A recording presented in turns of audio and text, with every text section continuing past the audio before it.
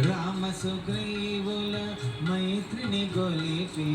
రాజపదవి సుగ్రీవున నిలిపి నిలిచి లంక చేరుకొని సూచి వికట రూపమున లంకను కాల్చి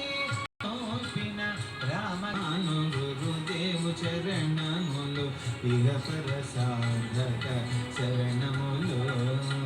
సీత జారుడు కౌగిట నేను గని సహస్రరేతుల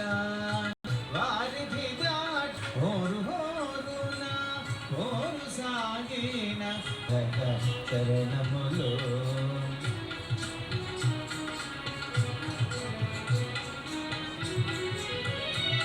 అయోధ్యాపురి సీతారాముల సుందర మందిరం శ్రీకా